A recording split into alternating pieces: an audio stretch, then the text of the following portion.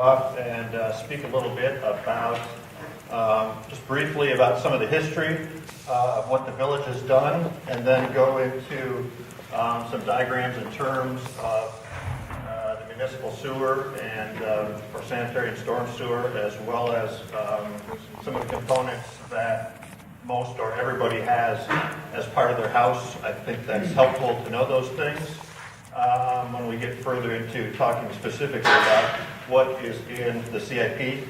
And when I finish, Aaron will talk about the spreadsheet that you have, which comprises that 15-year capital improvement plan.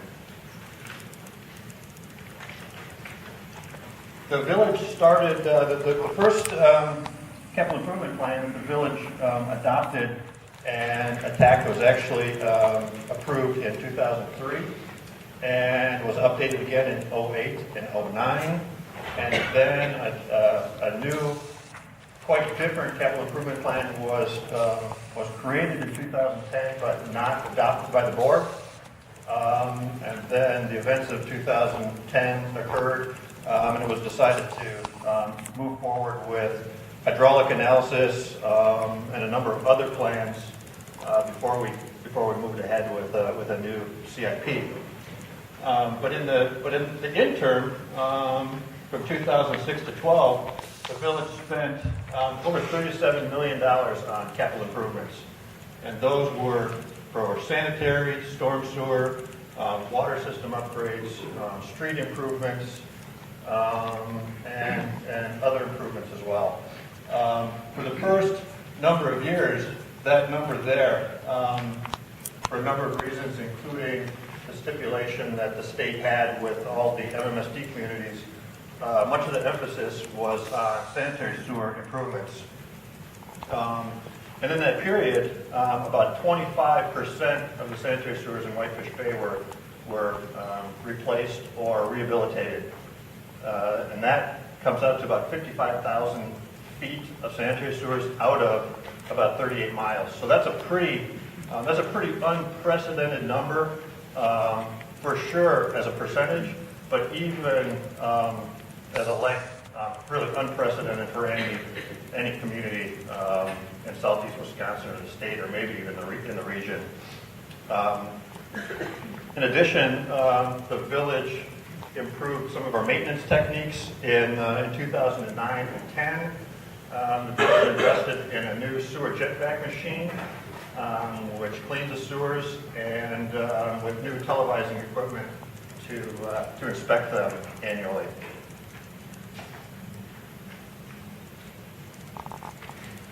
One of the common misconceptions about our sewer systems is that they're combined, and Whitefish Bay does not have any combined sewers.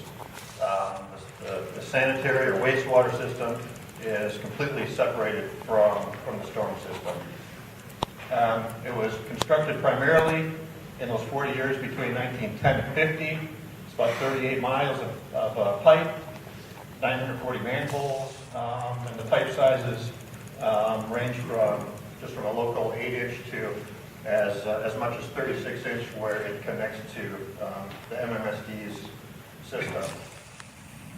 Much of that pipe was constructed with clay pipe. That was the technology at the time, and it is a gravity system that flows completely with gravity. We don't have any pumping systems anywhere.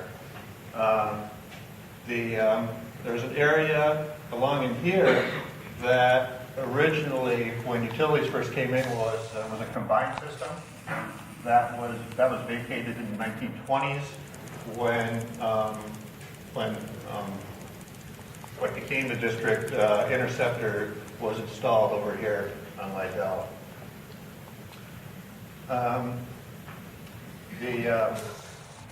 You may recall that in late 2010, along Lake Drive there, the DPW crew was out doing some repairs on an inlet, and discovered that there was a direct connection between the storm and the sanitary sewer that still existed. We inspected that entire length of sewers there and discovered About 20 of them that were similar. Some of them had been already disconnected, but the plug or the bulkhead that had been put in there had already failed. So we had some areas there where runoff from the street was actually getting into the sanitary sewer. About 75% of homes have foundation drains that are connected to the sanitary sewer system. I'll show that a little bit later. And importantly, in 2010, we did the Fairmont Avenue project all the way from Liddell to Lake Drive. Prior to that, there was a large area of the village, pretty much all of this, that came down to a little connector to the MMSD system down here, which was heavily overutilized. In fact, there's even a portion of Shorewood that was connected to that at the time. What the Fairmont Sewer project did was the existing pipe that was in Fairmont Avenue was underutilized, so that project took flows from all of this area and redirected them into Fairmont instead of down here, and opened up a great deal of capacity in that line. The storm sewer system consists of these basins, as you see here. The MR stands for Milwaukee River. The LM stands for Lake Michigan. We have discharges here at Buckley Park and Silver Spring, north of Clody Park, and then some other connections here on Silver Spring, kind of across where Lancaster crosses, and then a pretty large one that crosses Estrogen Park. We don't have any public facilities that's for stormwater management, and we have about 1,000 inlets in the streets that take runoff. Many of them use a design that's essentially just a pan and drops down and goes in through an elbow and then to a collector pipe, which is inefficient. We replace those when they fail as DPW work, or they are replaced as part of a reconstruction project. Infiltration and inflow, known as ionized. That is the bane of sanitary sewers. The clear water gets into the lines, it takes up the capacity where wastewater should be. Number of sources.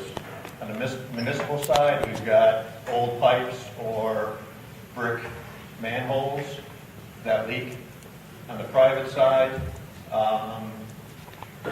leaky laterals that are made out of clay, illegal connections, private drains that go to the sanitary sewer instead of the storm sewer, and foundation drains, which are presently not illegal. This is an interesting map that we just received from the sewage district a couple of weeks ago. They did some research on historic locations where there may have been marshes or wetlands or continuous streams or intermittent streams. And it's kind of hard to see on the slide up there, but we had marshes or wetland areas here, and then along in here you can see a couple of what probably pre-development were some kind of ravines or intermittent stream. So depending on where you live, you may see some of the effects of historically what may have been here. Cahill Park would be kind of in this area right here.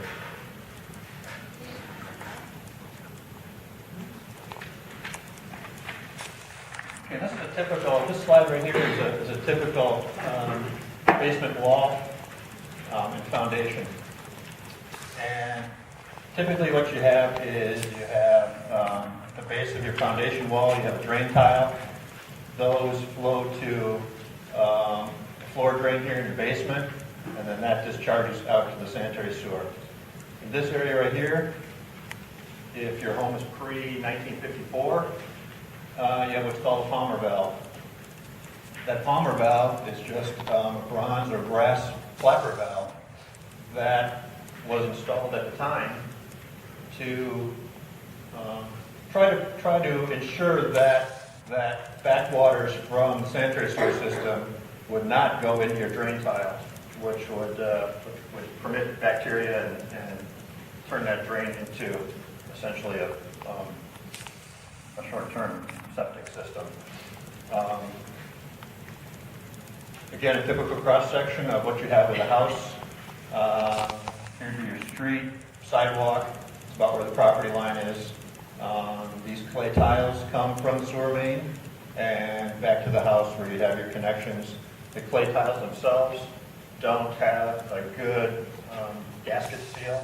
They're essentially press fit. They're only about 3 feet long, so it leaves a lot of opportunity for groundwater infiltration. Got a series of about 4 slides here that kind of show a representation of about a half dozen areas in the village where we have storm sewer, which carries runoff deeper than the sanitary sewer. Typically, especially in modern construction, because your storm sewer pipes are much larger than the sanitary sewer typically, they are sitting above the sanitary sewer. In Whitefish Bay, there are about a half dozen locations where overflows were constructed because the storm sewer is deep enough that it can permit overflows. So here you have a typical location, or a typical situation, normal flows in the sanitary sewer.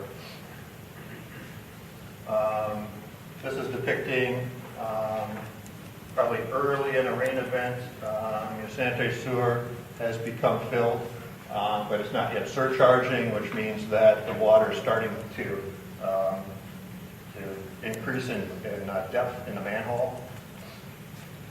Here you have the storm sewer starts to get inundated from runoff, and in areas where you have downspouts or runoff that's close to the house foundation, it's able to run down those walls, get into your drain tiles, and begins to fill your sanitary lateral.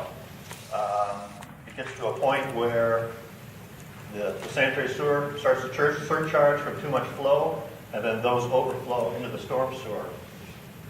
The problem with that in an extreme condition is that the storm sewer begins to take more water than it can convey, and both systems are surcharged. What we have done in a number of locations is, since 2010, is we have put one-way valves in these connectors to try to prevent storm sewer from going the opposite direction into the sanitary sewer.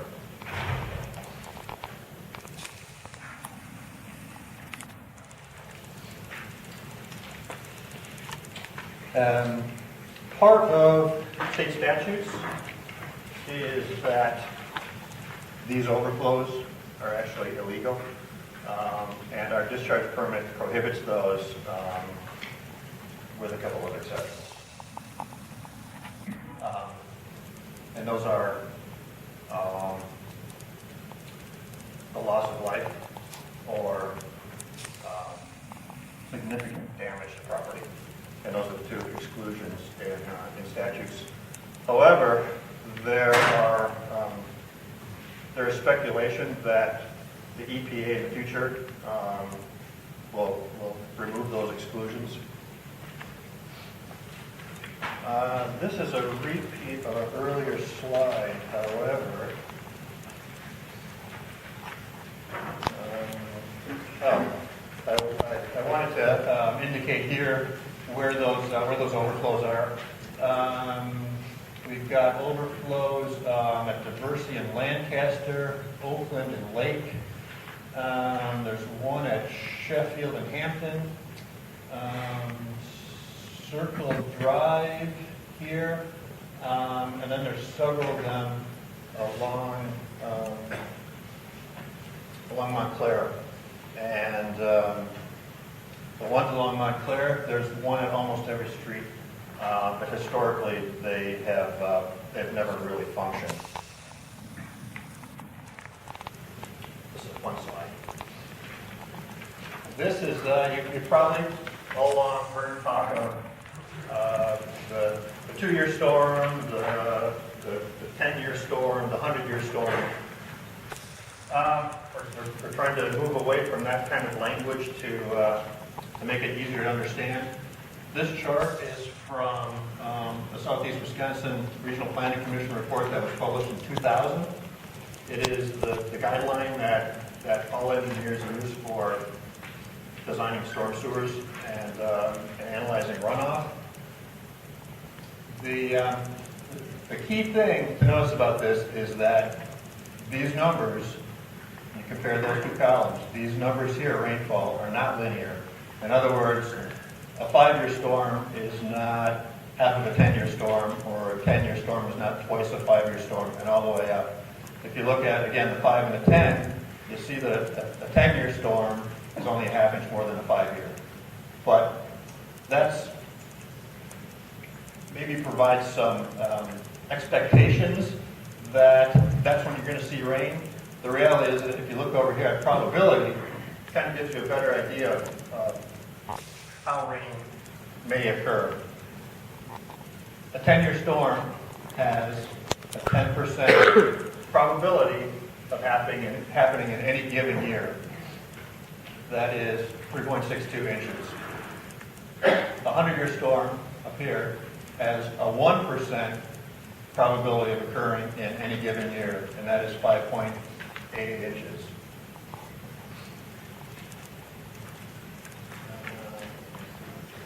This here slide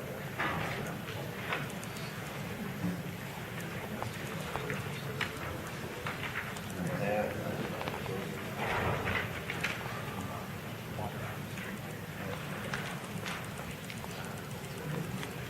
I wanted to show this slide, not in the presentation here.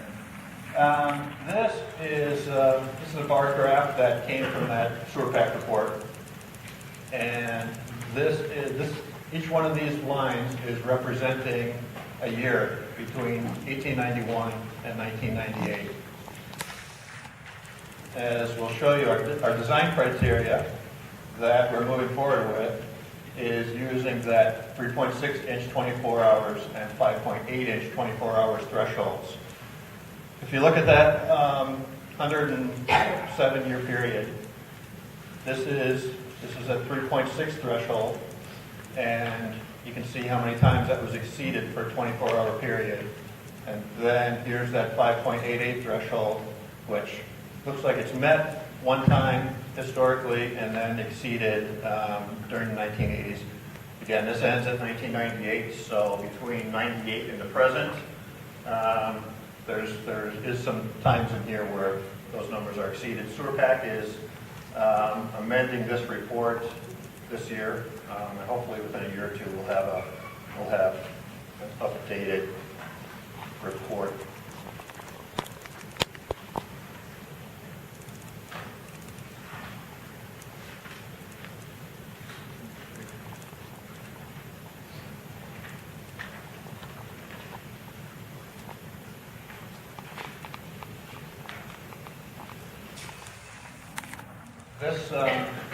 This slide here is depicting